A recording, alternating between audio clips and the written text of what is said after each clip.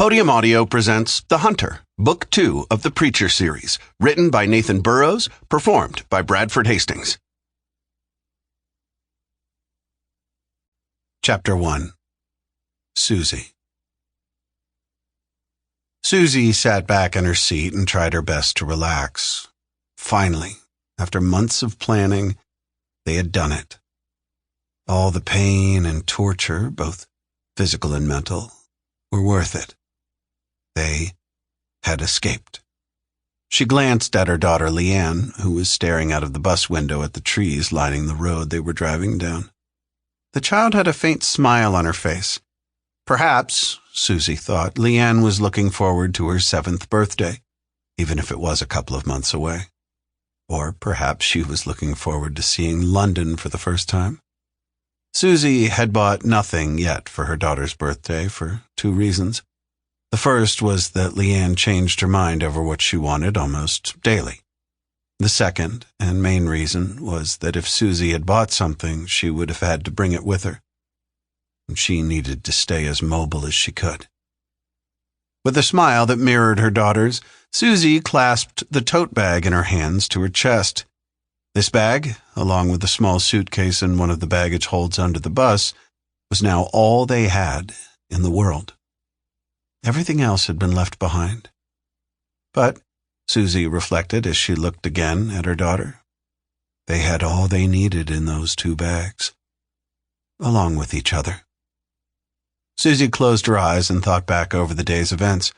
The first was the phone call at almost 7 in the evening. It had been her partner's phone. No one would call Suzy in the evening. No one called Suzy at any time of the day. Not anymore. Not since Vince had slowly cut her off from her friends. He'd done it so gradually that by the time she had realized what he was doing, it was too late. The phone call had roused Vince from his place on the sofa, as Suzy knew it would. When she asked him who it was, he had simply replied, "Work," as he always did. Then he had left, not saying a word about where he was going or when he would be back. She imagined him driving to his office, summoned along with his colleagues to deal with an anonymous tip-off.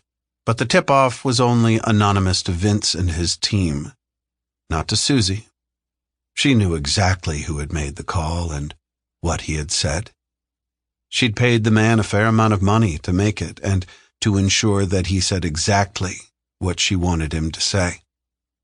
The people Vince worked for didn't respond to any anonymous tip-off, only those with certain words or combinations of phrases that would make them think it worthwhile to railroad the local police.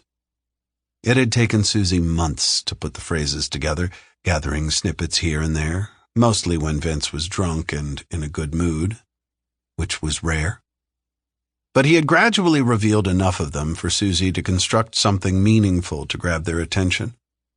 The moment Vince's car had screeched around the corner at the end of the road, Suzy had leaped into action, getting Leanne ready for their big adventure. Then they had hurried, moving like mice down the alley by the side of their house.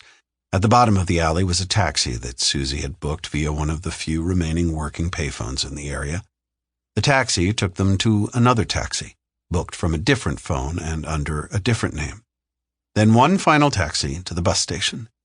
They arrived for the evening bus to London with moments to spare, just long enough to persuade a homeless man to buy her 2 tickets for cash so she and Leanne didn't have to enter the ticket office. Suzy knew Vince would eventually trace their route, but by then she and Leanne would have left London and be on the next stage of their complex journey. Speed was of the essence. At the thought of the journey ahead, Suzy allowed her smile to broaden. They had finally done it. A few moments later, just as Suzy was drifting off to sleep, she heard the pneumatic hiss of the brakes of the bus. It juddered to a halt, and she looked out of the window to see only trees. This wasn't one of the regular stops, surely. She heard a commotion at the front of the bus, and her heart sank. How had Vince traced them so quickly? It couldn't have been more than an hour since they had left Norwich. Suzy craned her neck and looked toward the front of the bus, hushing Leanne, who had just stirred from sleep. It wasn't Vince. Sample complete. Ready to continue?